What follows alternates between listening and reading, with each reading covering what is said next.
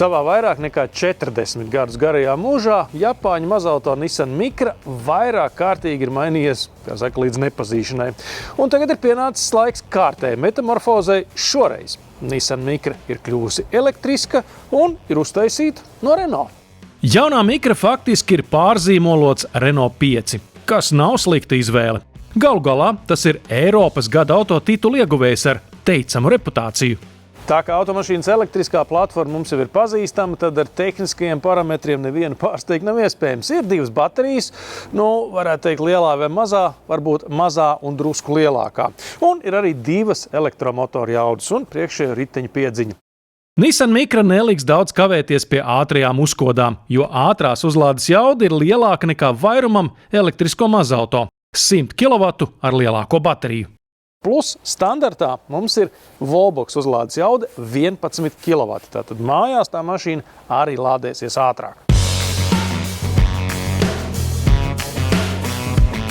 No salonā arī ļoti labi var redzēt, no kādas automašīnas ir izgatavota Nissan Micra. Un tomēr Nissan logotips tajā stūrītē ieguļās ļoti labi. Un vēl droši vien, ka vajadzētu ļoti pameklēt vēl kādu pašreizējo Nissan modeli, kuram ir šādi sēdekļi. Paskatieties, tie 3 vai 4 dažādas krāsas un vēl oranžu diegi. Tā kā, tomēr tas automobils ir uztaisīts tāds rotaļīgs un ar gaišu noskaņojumu. Kaut ko līdzīgu pagaidām var atrast vien 3 reizes dārgākā Nissan Ariya vai varbūt jaunajā Leaf. Pēc papīriem Nissan Micra skaitās 4-vietīgs vai pat 5-vietīgs elektromobīls, bet dabā patiesībā tā automašīna ir 2-vietīga, jo aizmugurē vietas ir ļoti maz. Un arī bagāžnieciņš nav pārlieku liels. Bet vispārējais ir tip-top. Man patīk tā stūras forma, arī šis kloķis, ar ko mēs ieslēdzam ātrums. Un atcerēsimies, ka šeit nav pārkinga pozīcijas. Tā kā automobils var sākt arī ripot, ja mēs ieliekam neitrālajā. Un arī televizoriņā mēs redzam diezgan maz. Jā, diezgan maz no Nissana un vairāk no tās oriģinālās automašīnas. Bet es nezinu, kopumā ņemot, man tas kaut kā netraucē, jo es zinu, ka tas, no kā tā Micra ir uztaisīta, arī darbojās ļoti labi.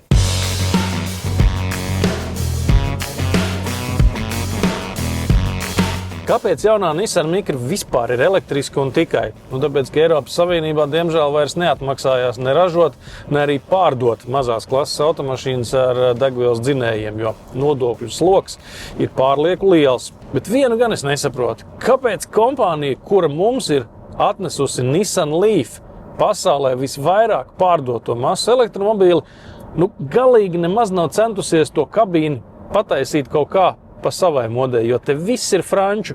Pat franču gailas stiklā ir palicis. Ja mēs paskatāmies uzmanīgāk uz gumijas tepiķīti, kas sēdz viduskonsoli, tad tur var saskatīt Fuji kalna attēlu. Nissan Micra gan ražota dikti tālu no Fuji kalna un Japānas vispār, proti Francijā. Tad kuru no divām jaudām izvēlēties? 120 zirgspēks vai 150? Pilsētas elektromobīlim it kā pietiek ar to pirmo, bet tad mums līdz uzreiz nāk arī mazāka baterija, kas atkal kopumā ir lētāka. Bet tomēr pabraucot ar to Nissan Micru un redzot, kādas iespējas un dizaina vingrinājums atnest tās augstākās komplektācijas, tomēr tā kā gribās tēmēt uz tādu automašīnu, kas maksā apmēram kādus 30, varbūt 32 tūkstoši eiro. Jo galu galā, lai cik šiku Micru jūs izvēlētos, EKI līdzmaksājums te vienalga ir garantēts. Un tomēr, kas, izņemot faktu, ka Renault 5 joprojām ir deficīts, vedinātu izvēlēties godalgotā elektrosportista vietā šo japāņu lelīti? Pirmkārt, Nissan Micra ir drusku lētāka. Ar mazāko bateriju tas automobils maksā sākot ar 27 290 eiro. Otrakārt, var jau būt, ka jums vienkārši patīk Nissan zīmols. Varbūt, ka ģimenē vai darbā jau ir Nissan automašīnas, un tad gribās tām visām pielikt klāt arī mazāku elektromobīlu. Un tad viss tas stāsts ļoti smuki saliekās kopā.